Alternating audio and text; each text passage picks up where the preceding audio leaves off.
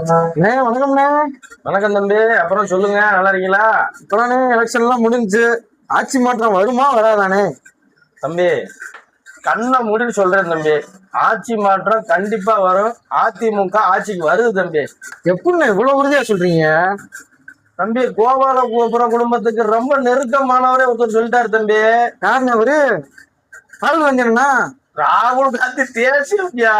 இவர் கோபாலபுரம் குடும்பத்துக்கு பக்கத்துலயே சென்னையிலேயே குடியிருக்கிற குடும்பம்யா. யாருண்ணே? ஓ, நம்ம ஐயா சிவகுமார் சொல்லிட்டாரியா. யாருண்ணே? கர்நாடக துணை முதலமைச்சர் டி கே சிவகுமாரன்னா? பக்கல்லையா உனக்கு நம்ம நடிகர் சிவகுமாரியா, சூர்யா கார்த்தியோட அப்பா. ஓ, வாழும் யோகா கலை வல்லுநர் ஐயா. அவரே தான். அவர் சொன்ன நல்லா கரெக்டாதானே சொல்லுவாரு. அப்படிதானே சொன்னாரு அவரு. என்ன சொன்னாரு தெரியுமா? இத்தனை நாளா அவருக்கு எதுவுமே கண்ணு தெரியல. வெங்க வயல்ல இருந்து விளாத்திக்குள்ள வரைக்கும் 5 வருஷமா நடந்த சம்பவம் எதுக்குமே கருத்து சொல்லாத நம்ம சிவகுமார் ஐயா ஓட்டு போட்ட அன்னைக்கு என்ன சொன்னாருன்னு கவனிச்சீங்களா?